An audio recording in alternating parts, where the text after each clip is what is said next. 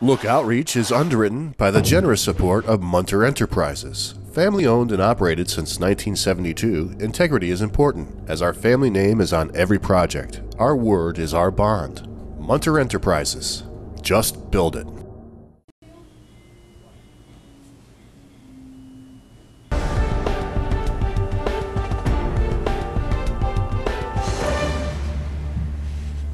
Welcome back, everyone. Well, you know what? I don't care what category it is. When you pay attention and you really get involved in it on a personal level, amazing things happen. Well, we found out that an executive chef, the executive chef for the Adelphi Hotel and the restaurant Salt Char, is a real craftsman in what he does. So we invited him on, and he's got a very interesting story to tell about what's sitting in front of us, too.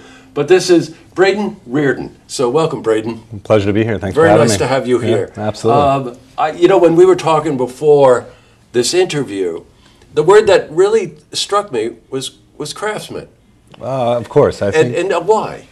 I think a lot of it comes from systemic of, I think what we do as chefs is a lot of people believe it as an art form, or TV shows tend to dilute kind of what the kind of the end goal is. But for me, it's very much we're craftsmen, men and women. We use our hands every single day. We're blessed to get to use all 5 of our olfactory senses. I mean, our product changes every single day in flavor profiles. So it's really nice to get to enjoy and rather than manipulate, just to kind of showcase all the great, wonderful product that people spend so much time and energy in the local community. Right, you know, and it comes down to detail, doesn't it? An awful lot of it sure does. Your background is very interesting. Zoology, marine biology. Correct. Wow. Yeah, I mean, when I was a younger kid, my kind of inspiration was I started, my father had taken me on a family vacation. I got to swim with a killer whale in Mexico City, and happened to end up being Kiko the killer whale from Free Willy. And I think from then I was hooked in terms of conservation and just learning and absorbing as much information as I could get out of the kind of the animal world and the fisheries. So. You know, musicians frequently say that, you know, it's one thing, okay, I played piano, so I studied piano or whatever, but you find that people have studied different disciplines to get where they are because of what they discover or explore.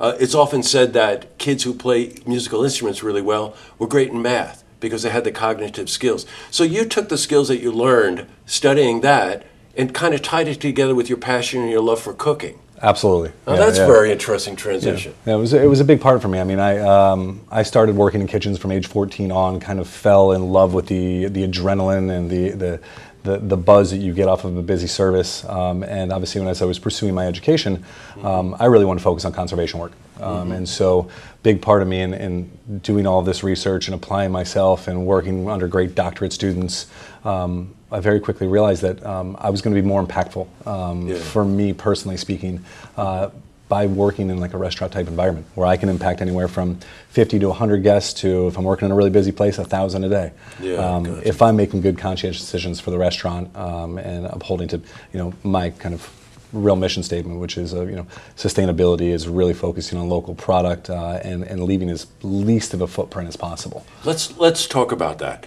because sustainability is a word that you hear a lot when it comes to the restaurant business.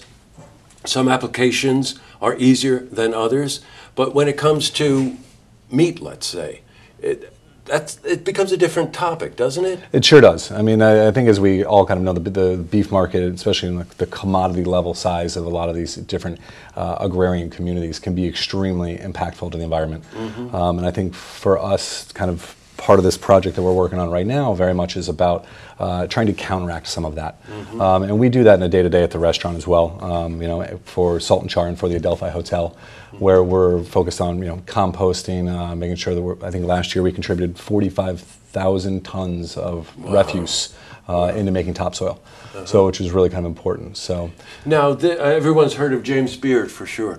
This is a competition that was established with the James Beard Foundation, right? And you said the Mushroom Council. Yep. And these burgers here are prime examples of your entry into a competition. Yep. Now, explain a little bit about this. I think for us too, it's not so much about the competition; it's more about kind of the underlying statement of of really what it is. And so it's a blended burger project between James Beard Foundation and the Mushroom Council. And the kind of rules and stipulations of it are it has to be a blended burger. So this we're doing 25% mushrooms with 75% beef. And so for us, we wanted to kind of use both what could be cultivated and what could be foraged in the local kind of community. And, you know, hence contributing to sustainability. Absolutely. Right? Yep. You know what I mean? Now, are these served at the restaurant? They are. Yeah, we're serving these all day, lunch and dinner. So okay. Note 7 days a week out there. So. You can't have these. These are spoken for. But if you can go to Salt Char and you can get one of these. How's the summer looking? You ready for the summer? We're super excited. Yeah, we're definitely getting pumped up. Yeah, now I've spent more than an hour or two on that terrace at Salt and Char. And if anybody knows downtown Saratoga, the Adelphi Hotel project is one of the main projects this city has seen in decades. A historic hotel, and right next door is the Salt and Char restaurant. And word on the street is that you hang on the terrace, you go inside, you have a great meal, you go back, you hang on the terrace. It sounds like a great way to spend the day. Yeah, it does. Except I don't know whether you get any time on the terrace. No, it's fine. Hopefully I'll get some time in the fall, maybe. Yeah. Well, you want to know, Braden, a pleasure to meet you. You're right. It's even true in our business. Such a commodity business. You know, you go in, you order food, and hopefully it's good, and you go back and you tell your friends about it. But when you get involved the way you're involved, it really does make a difference. So congratulations to you and everybody at Salt and Char. Thank you very much. We really appreciate it. It's a pleasure to meet you. Yeah, now absolutely. Can we dig in here? Yeah, of course. Yeah, okay, good. Absolutely, we should. To see this interview again, you can head to our website, looktvonline.com.